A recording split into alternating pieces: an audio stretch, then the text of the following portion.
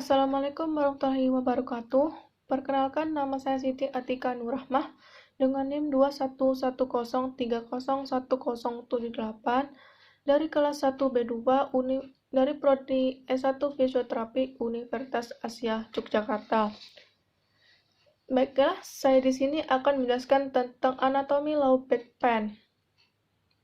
Untuk pengertian sendiri, low back pain ini merupakan nyeri pada punggung bagian bawah yang mempengaruhi pada bagian bawah dari tulang punggung. Secara anatominya low back pain ini itu bisa terdapat pada bagian tulang belakang, yaitu pada tepatnya di daerah cakram, di daerah lumbar, yang dimana ini bisa mengalami herniasi atau degenerasi yang dapat menyebabkan nyeri yang bisa menjalar dari punggung ke ekstremitas bawah.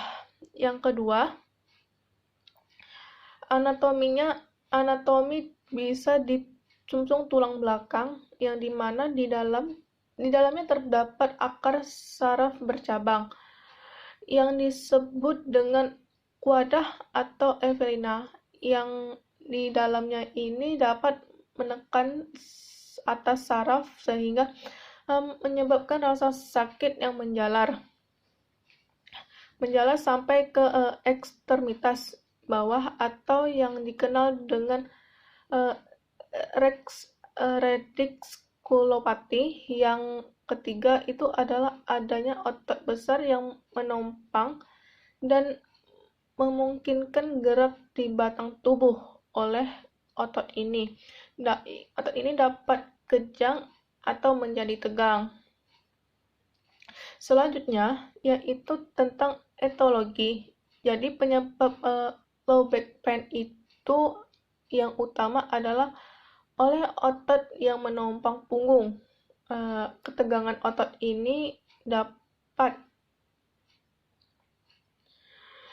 diakibatkan karena bekerja secara terus-menerus dalam waktu yang lama dan juga statis, dan hal ini bisa berdampak pada saraf di bagian lumbar sampai ke skroliatika atau yang bisa dan juga bisa disebabkan oleh daya hidup yang tidak sehat yang menyebabkan sehingga tidak berolahraga, bisa menyebabkan obesitas atau pada perempuan yang ini menopause, yang dimana menopause ini menyebabkan hormon mengalami penurunan produksi dan fungsi. Selain itu juga pada perempuan juga bisa lebih banyak mobilitas. Untuk faktor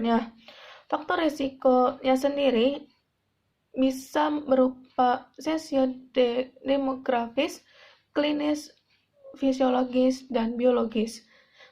Misalnya kecemasan, depresi, dan keyakinan bencana yang berhubungan dengan nyeri kronis.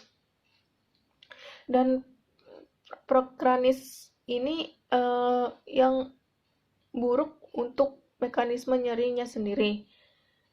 Nyeri di daerah punggung atau lumbar atau sacroiliac ini dan mengganggu mobilitas tersebut dapat menyebar dari punggung bawah sampai ke ekstremitas bawah, dan nyeri umum juga dihadirkan untuk yang disebutkan tadi.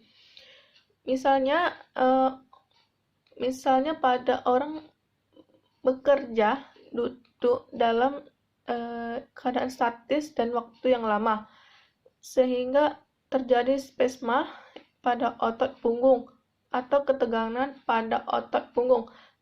Spasma ini akan mengakibatkan penurunan suplai darah dan oksigen pada tubuh, tepatnya pada bagian tersebut, sehingga hal ini akan menstimulasi sistem saraf delta yang merespon adanya nyeri karena untuk mencegah, yaitu dengan pola yang sehat seperti olahraga dan membuka ergonomi dan aktivitas sehari-hari untuk bekerja.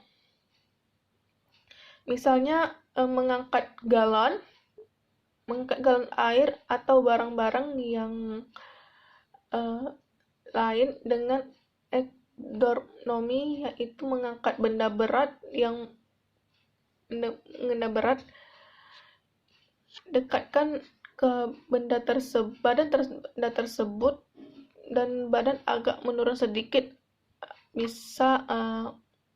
baru bisa mengangkat barang tersebut. Itu yang dapat saya sampaikan, lebih dan kurangnya saya mohon maaf. Saya akhiri. Assalamualaikum warahmatullahi wabarakatuh.